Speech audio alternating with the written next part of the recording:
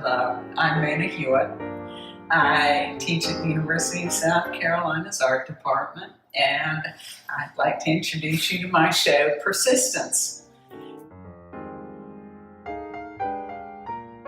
Over the last 4 years, following the election, I was inspired to do a series in recognition of the women that have paved the path for us today.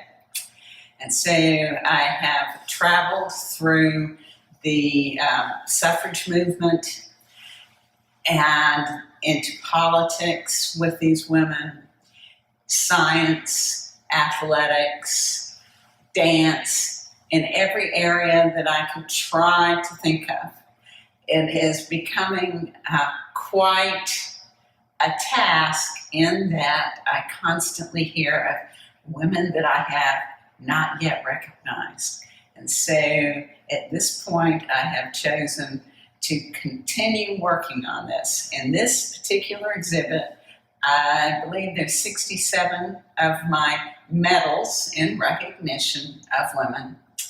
And I have, in actuality, made a totality of 103 at this point. They are made of vitreous enamel, which means ground glass that is painted on to a piece of metal and fired into a kiln. And then I etch a brass, copper, and sterling silver metal portions that the enamels are placed in.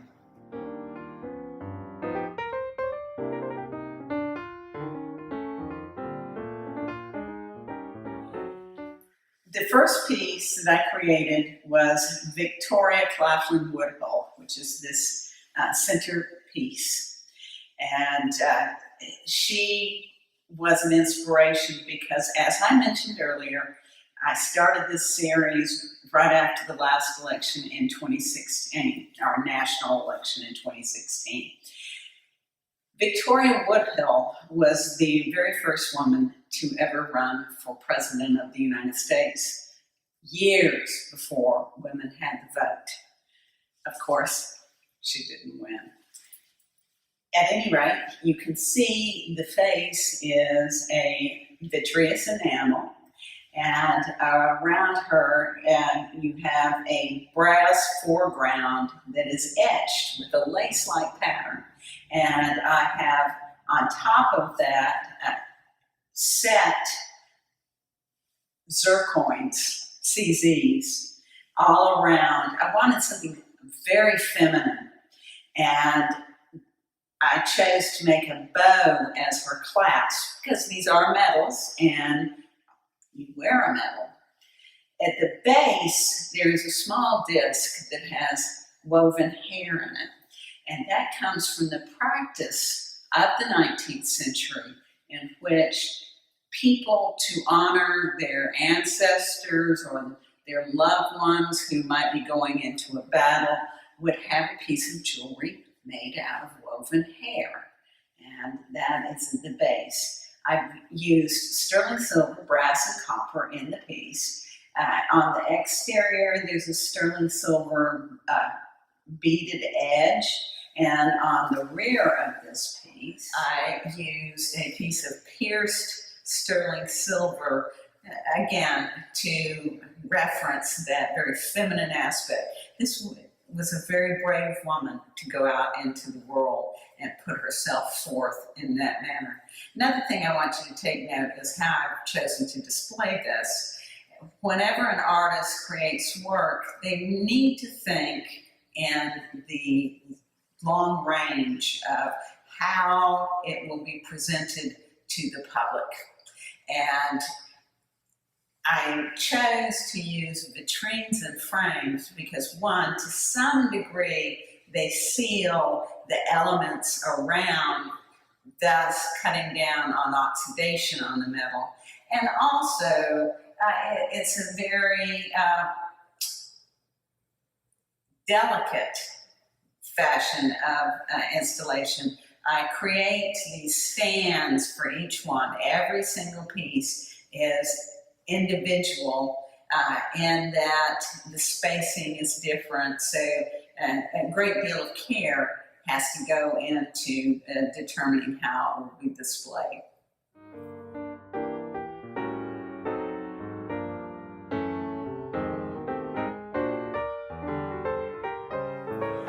Here's Alice Paul. She was an American suffragette. She had originally traveled to Europe, lived in England for a while, and became very enamored with the suffrage movement.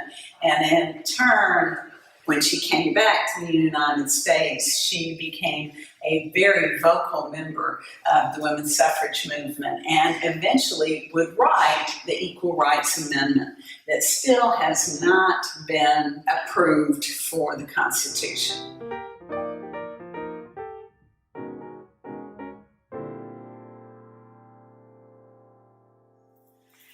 In this particular case, we have three pieces that deal with the gradual moving forward in the civil rights here in America. We have Harriet Tubman in the center, Rosa Parks, and Ella Baker. Harriet Tubman was a very early piece, and with Harriet, I started thinking about how she helped to break chains for many enslaved people. And so to break those chains, you have to open the lock.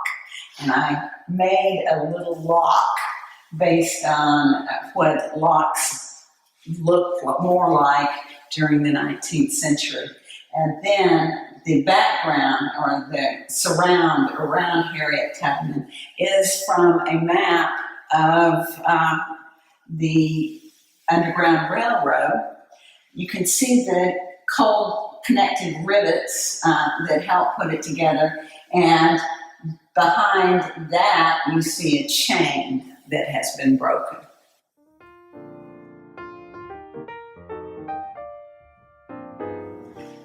With Rosa Parks, I placed a bus, and that is a copy or a duplicate of the particular bus that she rode in Alabama. And over here with Ella Baker, we have some of the protest signs that were in a march that she was involved in.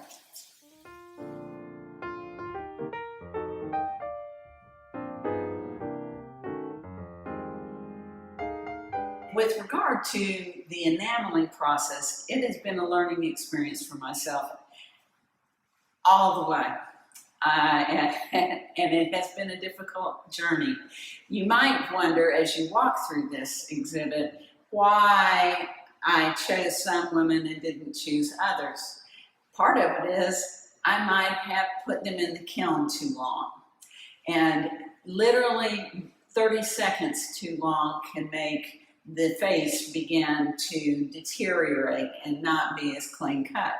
And that's the case with Ruth Bader Ginsburg.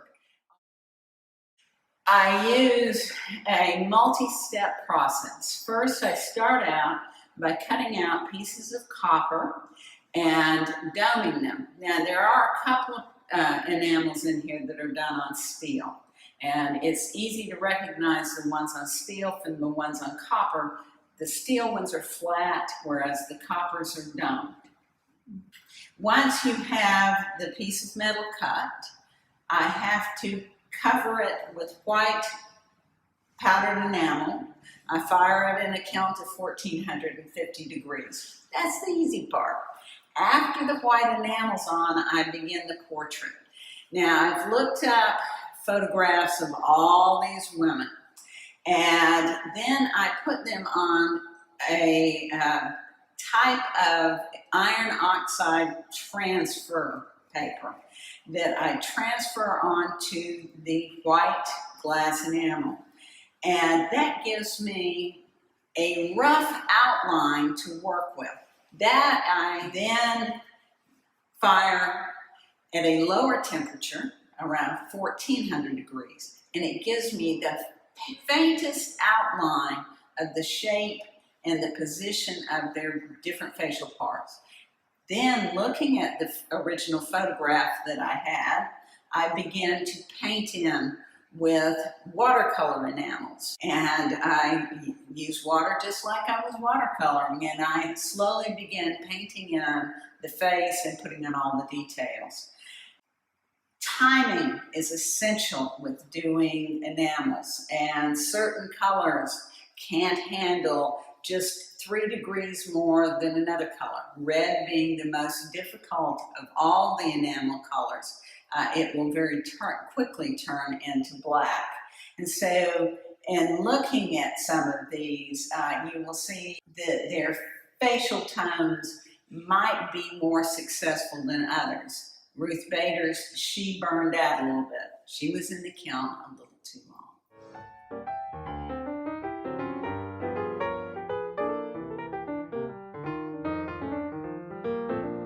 So here we have Jeanette Rankin, and I made her, I believe, back in March of this year.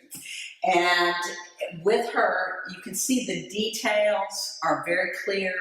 The tonality of her flesh, Caucasian pinky color, is very hard to achieve.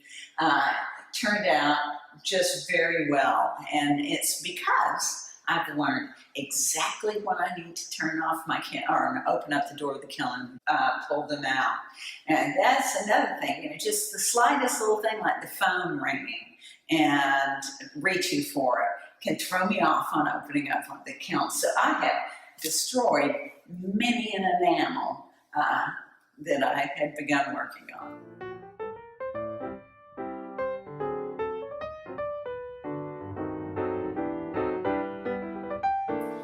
In terms of the process of etching the metal, that too has been a journey for me in which I have learned a great deal. Now here's one of the early pieces, and as you travel through the show, you'll see that the older pieces are a little less complex than the newer pieces. You might not know that it's a newer piece, but if it's really complex, it's probably more recent, and it's because of this journey. Initially, I was using a technique of etching metal in which you use ferric chloride. And ferric chloride is some nasty red stuff that gets everywhere. At any rate, it's slow and it doesn't give you a very clean etch. But I eventually learned of another technique using very low voltage electricity. You could even use a battery, in fact, for this, and the chemical cupric nitrate. And with that, I get a really clean etch to the point that now I can etch the metal with photographic processes. Each one of these metals, I have made sure that they're not alike. Every single one, the metal portion in some way varies from all the others. And I want it to reflect something about that individual. So Mother Jones was a leader in the labor movement, and she is known for the protests that she participated in. And I found a photograph of Mother Jones protesting in a protest march, and said that is on the metal portions of this particular metal that I created of her.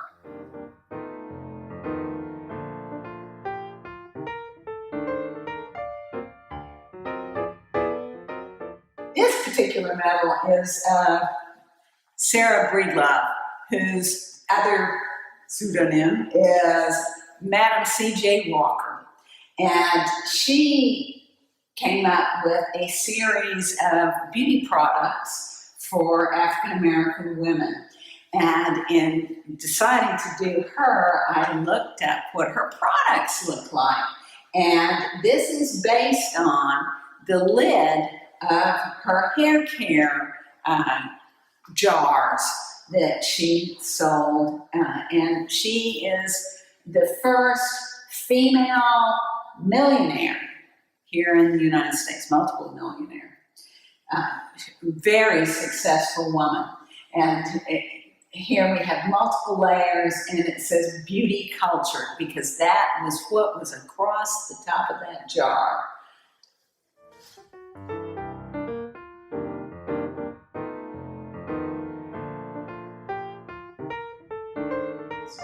Here with Aretha Franklin, I looked up different album jackets and found this type font was used for some album that she created. And so I decided to do it almost like in neon lights, but instead of neon, we used sterling silver. In her history, she won 18 Grammy Awards. And so I decided that on the platter, as I've always referred to them, I would place a Grammy Award. I additionally set in cubic zirconiums on this particular piece. And looking at these pieces, some of them you will notice have rivets. The metal is put together in different methods. The lettering was done with soldering, but then I connected the brass to the copper with rivets. So this fashion of connection we refer to as coal connected. So each one of these pieces is a combination of both high temperature soldering and coal connecting metal.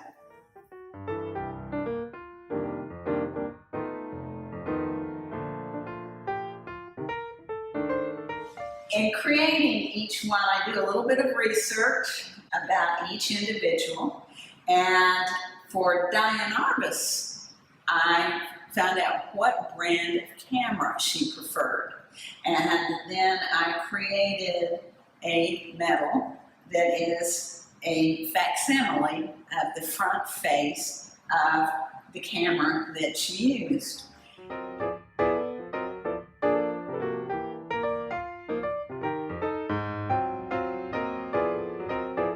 Louise Nevelson, I looked at her various assemblages and I decided that I would create an assemblage silhouette for her background. And so this is totally inspired by shapes that were within one of her assemblages.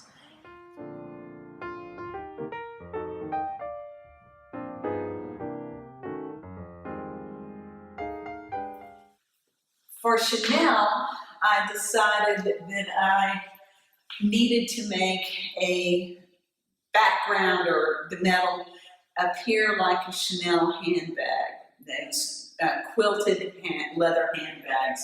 And so I took a piece of cardboard, and on that piece of cardboard, I glued wire in a grid, laid a piece of brass on top of it, and I have a machine called a hydraulic press. It's not really a machine, it's a jack with a metal plate. And I smushed it, and the metal went down in there and pillowed into that shape. And then, in turn, the edge is to appear as a chain, because Chanel bags have a chain for their strap and quilted leather.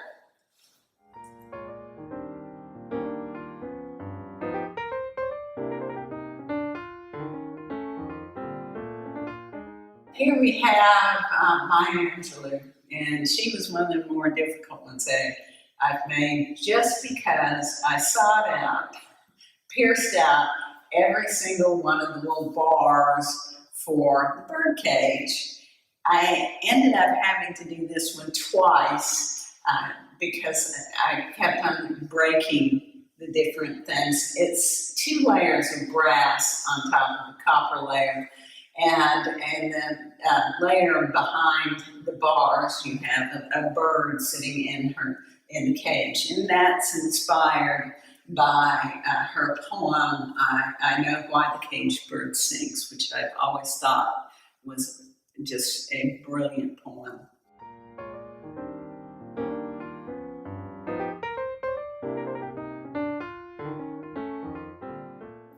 Here we have Hedy Lamarr. And Hedy Lamarr was a beautiful actress during the 30s and 40s, but she also was a brilliant woman. And she came up with a method that would help the military avoid having torpedoes hit ships. And it's some sort of a radio signal breaking up that they could, it's kind of like a radar business. Don't ask me, I'm not a scientist, but she figured this out and she drew a diagram of how this would work. It was submitted for patenting. In turn, I looked up the image of this particular diagram and I wanted to etch that into the brass. In order to get something precisely etched into a piece of metal, there is a product called PNP blue. And it is a sheet of paper that is the most beautiful shade of royal blue in the world. And it was designed by an engineer for making circuit boards. And you run it through a Xerox machine. And the Xerox machine, everything that's black is black iron oxide. And the principle is metal sticks to metal when there's heat applied. So I laid the blue paper on top of my clean metal and I heated up to 450 degrees. The blue paper, everywhere that was black, stuck to the metal. And on the opposite side of the black side, it's blue and it's plastic. So it resists the chemicals, as in etching ground, and then I etched it.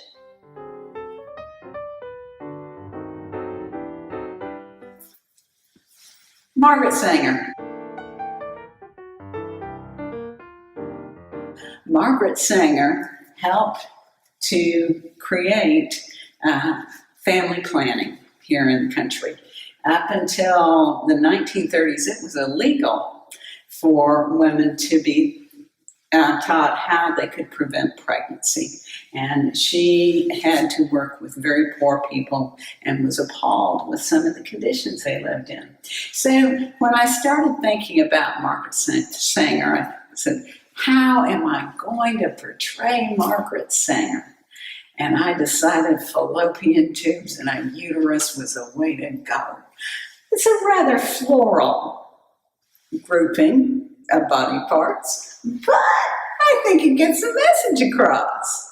So no matter how you feel about Margaret Sanger, we have to recognize her contribution in helping us with our decisions in terms of family. I chose the title Persistence, partially probably some influence of Elizabeth Warren using the term.